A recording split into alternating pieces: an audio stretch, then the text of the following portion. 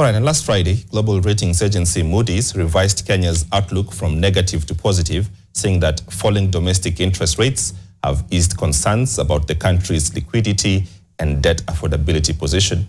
The change in outlook comes 6 months after the agency downgraded Kenya's sovereign credit rating by 1 notch from B3 to CAA1 following the June protest that forced the government to withdraw the Finance Bill 2024 and forgo the targeted 346 billion shillings in additional tax revenue. But what impact does this cause to the country? Here is NTV's Brian George with what the Moody's outlook move means for Kenya and the picture it paints of the economy in 2025. In July 2024, Moody's downgraded Kenya's credit rating after the shelving of the Finance Bill 2024. This, the agency noted, negatively impacted the efforts to implement revenue-based fiscal consolidation, a key plank in the country's funding program. The agency also highlighted difficulties in pursuing the consolidation through expenditure cuts, saying a large chunk of spending items in the budget are not discretionary and would therefore need to be paid even in the face of a revenue shortfall. Changing the outlook does not amount to any credit rating review, but rather a forward-looking indication that Moody's might upgrade Kenya's rating in its next full review. In changing the outlook, Moody's pointed to the improved borrowing conditions and the potential for better external financing terms should the efforts to raise revenue performance bear fruit, which were due to higher market confidence. Kenya's credit rating was, however, kept at CAA1, considered junk territory, due to lingering credit risks due to a high budget deficit relative to funding options. The Moody's ratings are on a scale meant to signal the risk of default. The highest quality obligations are designated A or AAA, AA, and A, with minimal to low risk of default.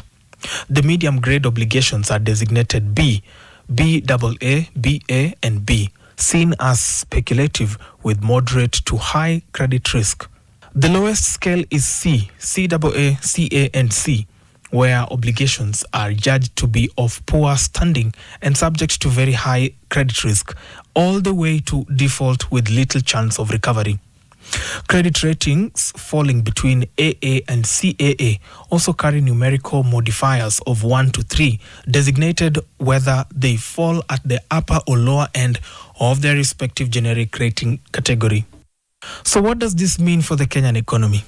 In the new update, Moody's paints the picture of an improving fiscal and economic environment, while also throwing in a caution that sustaining the momentum is not easy due to historical struggles to stabilize the debt burden. The agency also points out that the effectiveness of Kenya's fiscal policy is constrained by relatively weak institutions, policy unpredictability, and high levels of corruption. The country is also exposed to environmental risks affecting the agriculture sector and social risks, including high poverty levels. These factors formed the basis of Moody's decision to keep the rating unchanged at CAA1. Now, the ratings are a key measure to risk among investors, lenders, when the government goes to borrow from international markets. The higher the rating, the lower the risk premium assigned to Kenya's debt by these lenders. For instance, a country like the US, which has a high rating of AA1 with a stable outlook in terms of investment grade rating, will attract international funds at a very low cost and is also seen as a safe haven for capital in times of global shocks. Kenya's first credit rating was done by S&P or Standard & Poor's in September 2006 at B+, as part of a move to provide an independent assessment of the country's economic performance. Further ratings followed in the intervening years from S&P, Fitch, and Moody's. Brian George, Otieno, NTV, Nairobi.